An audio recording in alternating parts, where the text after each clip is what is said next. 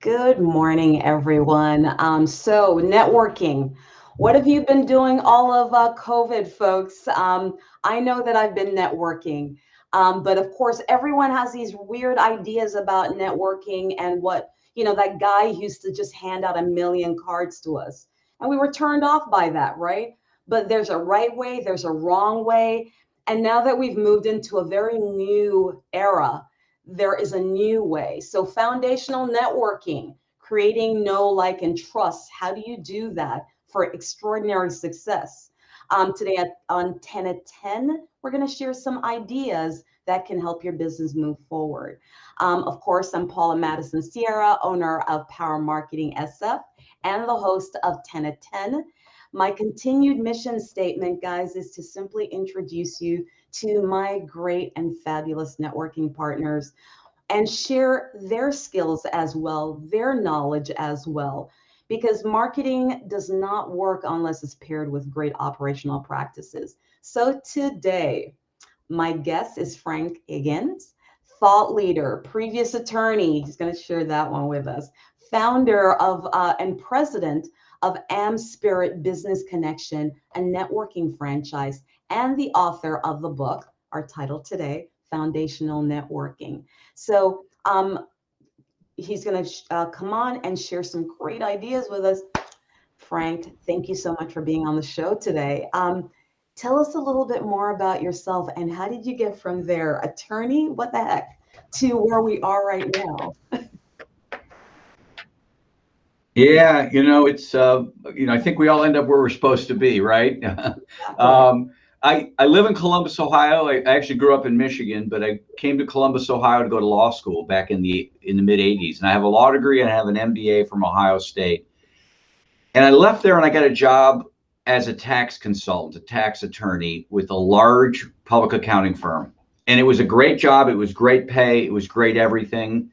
Great clients, great office, great coworkers, everything except it was taxes. And I didn't want to do taxes for the rest of my life, Paula. So after about 6.5 years, I decided to leave and go into private practice. And I tell people that there was a funny thing that happened when I went into private practice. And the funny thing was that nothing happened. You're that marketing person. You realize that it's just, I started my career in a world where you just showed up and the work was handed to you. That's big corporate life, right? The work is there. There's a few people feeding everybody through marketing and sales. But it doesn't work that way in our world, in your world, and in many of your audience's world. And so I struggled. I was definitely afraid I was going to fail. I really had no idea how to do things. And it was very complicated because as an attorney, certainly during that time, you weren't allowed to call people. You had to wait for the phone to ring. You weren't allowed to advertise. You weren't allowed to do many of the things that you're really good at. And attorneys just can't do those things. It's lightened up a little bit, but it was a very strict period in the legal profession.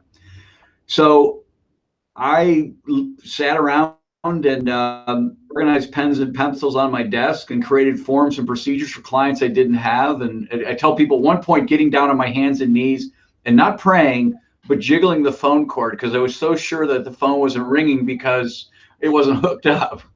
So, but I had lunch one day with a friend of mine who was an attorney, and she took a different path out of law school. She started a firm right away. And so she bumped her knees. She made all the mistakes. And I just, she was doing well. And I just said, what do I need to do to become successful? Yeah. And she said, you need to get into a tips club or a leads group. Yeah. Well, I really didn't know what she was talking about, but through a couple introductions, she introduced me to a group of people that were meeting in the morning. This is a brand new group of a larger organization. It was based out of Pittsburgh, very similar to BNI.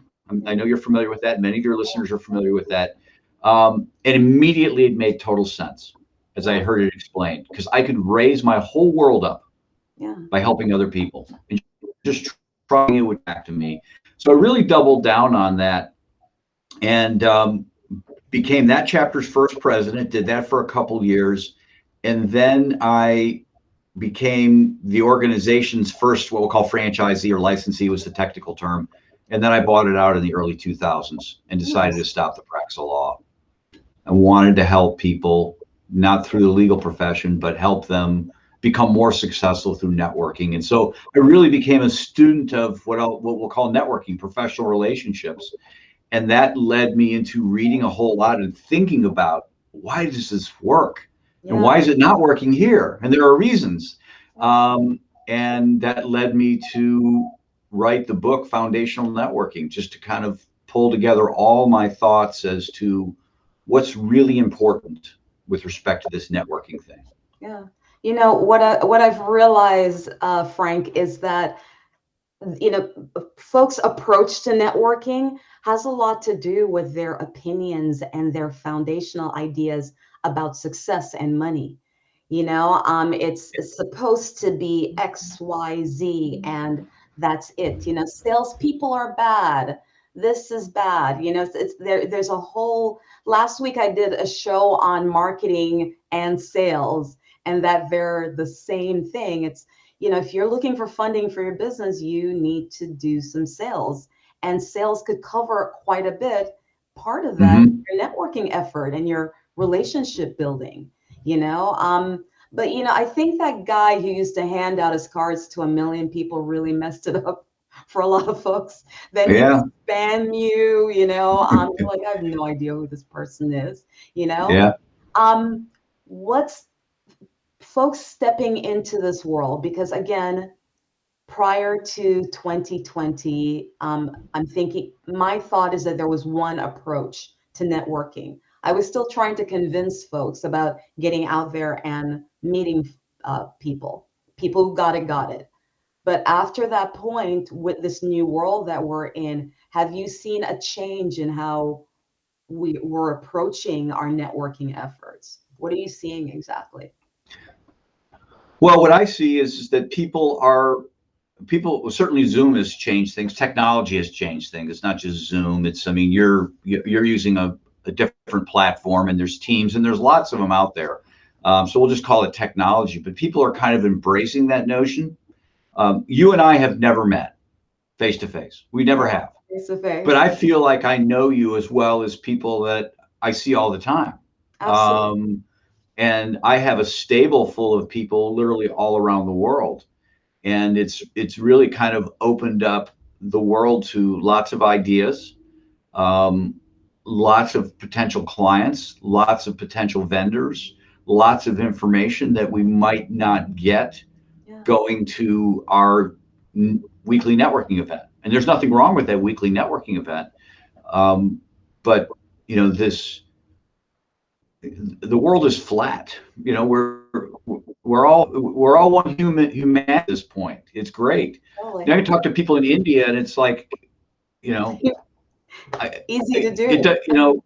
yeah, it is. It's and the notion of politics and world politics, and it's just all out the window. We're all just people. It You start feels to very realize that. small now, doesn't it? It feels very It does. small and petty now, doesn't it? Once this Yeah. knowledge has been offered, Yeah. literally we are a global business now. It's not America, India, Australia, because I know you get like at the networking event that you put on, um, everyone's there. England's there, Australia's there, they're Yeah. Europeans, they're Americans, everyone's in, Yeah. and so we've really become a global one economy. For me, I think Yeah. that's the biggest thing that people need to jump on right now. That's mindset, because that's where we're going. Yeah. Yeah. No, I reached out to somebody in England today who, hey, I need some help. Can you help me just sort through some thoughts on this? Um, is there somebody closer by? Maybe, but I know him. I like him. I trust him. Thank you. Why do I care? Right. So Absolutely. I just want to be I have served. Go ahead. I have a really great vendor in Pakistan. I met her at a networking event that I went to. Mhm. And I, I mean, I trust this woman. I know what she's going to do. I love her why behind starting her business. We are in completely different countries, different religions, Yeah. um, but we're exactly the same person. you Well, know? I mean, So much yeah. keeps us apart, and it's like it's absolute BS right now. And I Well, I mean, it's always been BS because the reality is that you have a mom, and I don't know if she's living or not. I have a mom. My mom's passed. It doesn't matter. But we all love our parents, and our parents loved us. And if we have kids, we all love our kids with the same passion, and it doesn't matter where we are in the world. And I have to keep reminding myself of that is that people out there, you might be put off by them, but just to realize at the end of the day, they're just doing the best they can they to can too. survive.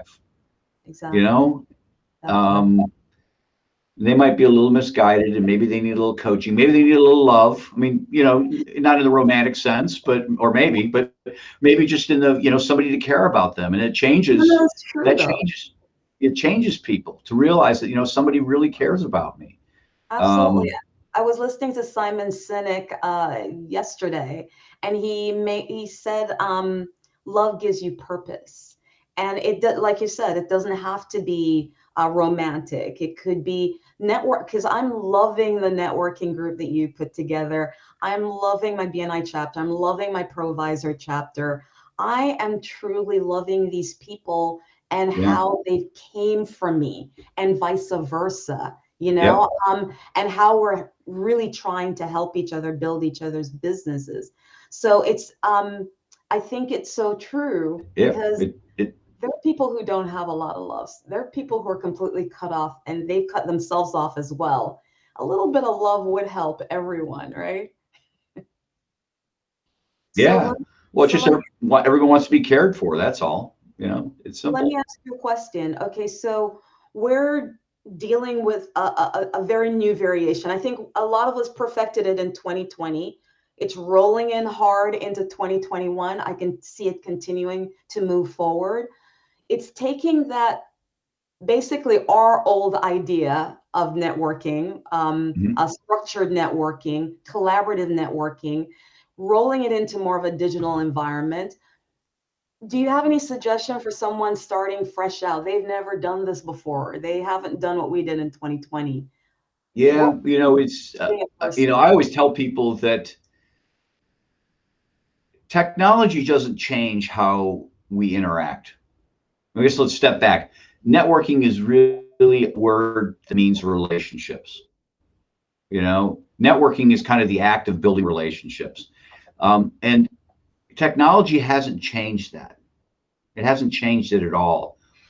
There's a wonderful story that uh, someone shared with me. Margaret Mead, who's a famous anthropologist, Yeah. one of her students asked, "What was the first sign of human civilization?" And she thought about it and she said, a healed femur. And the femur is the bone that connects the knee to the hip. And she went on to explain, he says, in the animal world, you don't see animals with a healed femur. You see broken femurs because when the femur is broke, it's a death sentence. The animal can't move, can't provide for himself, can't provide water. But when we came across the remains of humans that had healed femurs, we knew that without medical care, it takes about 6 weeks for that to heal. And so somebody made a conscious decision to stay with that person and help that person. And that's such a powerful thought when you stop and think about that DNA is still coursing through our veins. We we look for community. We look for people. We surround ourselves with people who care about us. And if they don't care about us, if we can't trust them, we kind of jettison them. And that's carried with us through, the Roman Empire and up through today and before we had the telephone or internet or anything. So that's really kind of the basic premise. So people who are just starting out there right now, I wouldn't really get too hung up on the technology. The technology is easy to learn and it'll change tomorrow, right? You and I will be stressing over, oh God, what's this now? What does this button do? All the Um, new updates. right, all the new updates, but it'll still allow us to have relationships. And again, you and I have never met, we're in different time zones. That can be a challenge, not so much because it's 3 hours Pacific and Eastern time. Um, I don't know how tall you are, but that's the only thing I really don't know about you. I know you're a great person. I see you interact with other people. I've seen you interact with me. And so I think for people getting into this, get out there and have a conversation. Leave your, leave your sales strategies behind. Get out and just get to meet people. Just get to Exactly. meet people, because they'll figure out what you're about, Yeah. and they'll want to help you, and it all works out. Well, let me ask you a question. Okay, so when you're in a structured environment like this, we're on Zoom, Meet, Google, Hangout, whichever platform you're using right now, how do you start a conversation? What are some of the things that you should be saying to folks? I mean, is it structured? Is it free flowing? Is it just simply getting to know them? What do you think? Yeah, for me, it's just simply getting to know them, and finding out a little bit about them. I'll give you an example. I mean, there's no one size fits all, right? It just depends on the situation, depends on the conversation. Had a conversation with somebody the other day. They were in Milwaukee, Wisconsin. Well, what I know about Wisconsin, I grew up north of Wisconsin in the Upper Peninsula of Michigan. Wisconsin is Packer crazy. They love their Green Bay Packers. So I just brought that up. You must be a Packer fan. Yeah. That just kind of kicks off the whole conversation. Everybody knows somebody with season tickets or has a story about a game, and the conversation went from there. Yeah. But it might be it might be about somebody's background or their Zoom background, or where. Well, I guess with this guy in Wisconsin, where are you at right now? Where are you calling from? Where and that's what kind of brings that up. And I never have that agenda. Mm. I just try to be continually curious about them. Ask questions. Yes. Yeah, the reality is if it's going to go somewhere, it'll go there, Yeah. right? It'll you and I've had many interactions, and I've always had optimisms that we would. So I've never really had to push anything. You know, if it's not going to go anywhere, there's no sense in pushing it. If it is going to go somewhere, then just be patient because it'll happen. And I think people just get too pushy with it, and it just have become a friend with that person. Yeah.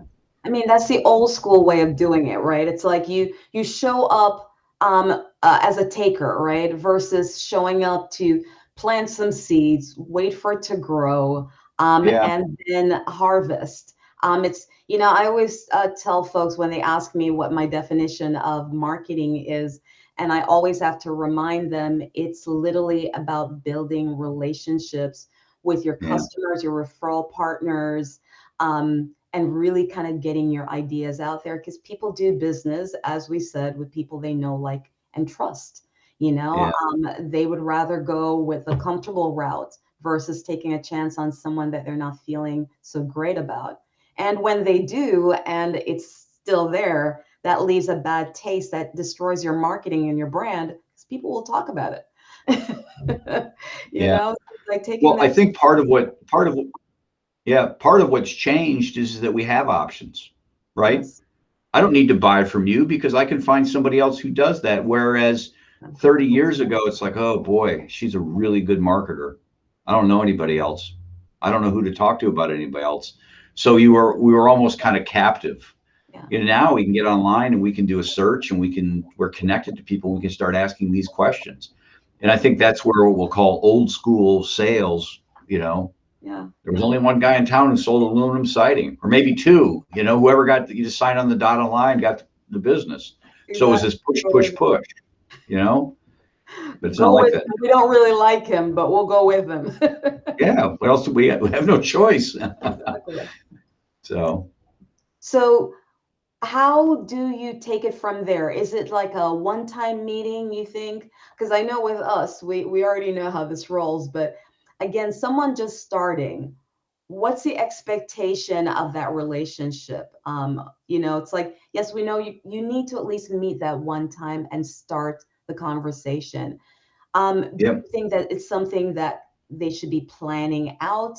Plan for more connections if this works out. What would be the next step? I'm green. I'm playing devil's advocate here. I get Um, it. Yeah. I yeah, mean, my approach. And I had this conversation with somebody the other day. They got on the call with me. They brought their boss and immediately was, breathing on me sales breath from the word go. That was 25 of 30 minutes. And, it ended at 30 minutes. And it ended with them saying, next time.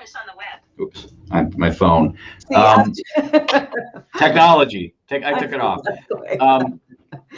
The last 5 minutes was, or just at the very, very end, next time maybe we'll learn about you, and that's not going anywhere. Because I know it's not about me, it's all about them. But what I do when I get on the phone with people is I like to get to know them. I want to learn about them, learn what they're trying to do, try and get them on my radar. Yeah. And then, I'll take notes and I'll type notes into my CRM and I'm truly trying to figure out how I can help them. Because I know if I do that and it's genuine, in time, they'll try and figure out how to help me too. Yeah. And I don't put pressure on myself I got to do something by the end of the week to help them. I just let, our brains are powerful things. It just kind of sits in there, somebody, for example, somebody shared with me years ago, a website out there for people who are in the movie industry, people who are screenwriters, people who are producers, editors, so, what do I need this for? I don't, but I hung on to it. Yeah. Well, the other day I was talking to somebody and they compose music for the movie industry. And I said, have you heard about this website? And he was like, no, I haven't. Well, here it is. Yeah. I've literally been hanging on to this little piece of something that has a use somewhere else down the line. Yeah. So you just have to kind of be patient with it. Again, if the relationship's going to go somewhere, it's going to take some time, and you just need to be patient. It's really wonderful because literally right now, I know if I go, there are all of these states, all of these countries. If I decided to get on a plane today, I literally have someone there who's like, oh my God, you're coming to Australia? Let's go hang out and get lunch. You know what I mean? Yeah. I'm actually, I'm actually really appreciating these new relationships. And of course, the thing that I want to preface is the word relationships with folks. Yes. But I want to make sure that we got a little bit in about your book, because the book is called Foundational Networking. Share with us a little bit about maybe some high points of the book to kind of get people going.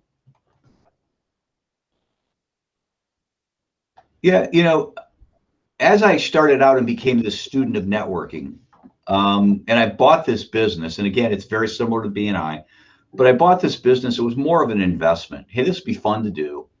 But then I realized that people really needed help. Yeah. And so I started learning about it. And, there's a lot of great books out there that talk about the nuts and bolts of networking, how to work a room, how to have small talk, how to do those. Those are all tactics and strategies, and that's fine. But I ran into people out there that were horrible at those things, but had incredible networks. And then I ran into people out there that were, really good at those things. They had a 30-second commercial that you'd be envious of. Wow, why can't I come up with something like that and say it so eloquently? Yeah. But struggled from an output standpoint. And I realized that the common denominator was that it really came down to people's habits, how they treated other people, how they treated themselves. You've got to be a positive person. Nobody wants to hang out with and mope. Nobody wants to, geez, I might go bankrupt if I don't get your business. Nobody wants to hear that. You got to be positive. You got to be courageous. So it's really these attitudes and habits that we have surrounding ourselves. And so I break the book up into really 3 sections. The first section is presence, how we carry ourselves. Are we energetic? Are we optimistic? How do we view the world? Do we expect wonderful things that are going to be coming, from it? Or are we kind of, getting ready to pack it in? So that's the first thing, just our how we present ourselves to the world. The second thing I talk about in there is I term it altruism, and generosity is another word for it. I never talk about money in the book because people think about giving and they think about money, and you and I both know that it's so much bigger than that. It's bigger. Yeah. I only have so much money I can contribute. Yeah. I have an endless reserve of encouragement. I have almost an endless reserve of introductions I can make. I have a growing body of knowledge, information, that website that I didn't know what to do with. That's something that I can share with somebody else, and I'm not depleted in the least. So, it's really kind of our habits for giving to other people and our attitudes about giving to other people that I really want to serve. I want to put things out there in the world and just trust that they'll come back. And then the last section is what I call integrity, being honest. I mean, a lot of these things are basic sorts of things. Okay, yes, I'm honest. Everybody's honest with the big things. What about the little things? Mm-hmm. You're honest about the little things. Hey, I was late to the meeting. Somebody missed a podcast with me and they just totally forgot. They came back a week later and said, "Well, I sent you an email." No, you didn't. I'm not going to take them to task, but if, Yeah, share the email with me. I mean, not exactly. that they have to, and I didn't really press it, but it was just like, it Stuff just gave me happens. yeah, just own up to it. Apologize. Exactly. Yeah, so be reliable. Yeah. One of the things I say in the book is become the person you want to network with. Oh, Stop wow. and think about that person that you would love to have in your life. Wow. That person who carries themselves, they're just, shoulders are always back. They're ready to take on the world. Yeah, I think bad things happen, but they just work through them. That person who's always looking for a way to try and help somebody else out. The person who has just got, you know, unquestionable character, always knows the right thing to say and the right thing to do. That's who you want in your life. Be that person. Just I strive to be that. love that. I absolutely love that, by the way. And I wish we had more time. I'm gonna slowly wrap up right now, but that one Okay. I think is super powerful though. Become the person that you want to network with, because you can't ask Yeah. for what you're not willing to do, right? In Yeah. any relationships, right? Um, Yeah. can you give us a quote to wrap up that encapsulates all of this? Yeah. The one thing I talk about in the book, and I hammer my kids with it all the time, is your greatest day is yet to come. And I really, and what I mean by that is conduct yourself that no matter how great things go, you're going to press on for something else. The example I always use is my two boys won a state title in soccer. And I told them after that happened, I said, "That's fantastic. Congratulations. But your greatest day is yet to come. Don't live on that. Don't You live on know, don't live on the yeah, past. celebrate, move on. There's something else coming." And, that's what I try to lead my life. I mean, even, on my deathbed, my greatest day is yet to come because I will have left a legacy of things. I might be forgotten, but what I've done will live on. Definitely so, sir. I mean, you reached out to me on LinkedIn. You're like, hey, you want to do a Zoom call and hang out? Sure. Your hustle basically reminded me of the motto that I've used all through COVID. The viewers hear me saying it. My clients fight obscurity and stay visible. It's so important, Yeah, especially now, especially that we have this access to digital. Get out, network. I hope the tips that we offered today, I will drop in the link to the Amazon, a link for Frank, so you can check out the book. Straightforward, simple information that we may have just simply forgotten, but it really works if you work it. Thank you so much to the viewers. I know most of you catch us on a replay because you are business owners. You're supposed to be working right now in the middle of the day. So I so appreciate you guys sharing this, watching it, and the numbers that we've gotten from it. If you're interested in networking, I will drop the link for Frank in. You can attend one of the sessions. If you're interested in marketing and it's time for you to sit down and get a refresh or have a discussion, reach out to Power Marketing SF, to myself. And we're live every Thursday at 10 a.m. Again, I appreciate you so much. Keep moving forward, guys, and have a great rest of the day. Frank, thank you so much for being on the show today, by the way. I appreciate you. Thank you. I appreciate you. Thank Take you. care, everyone. Bye.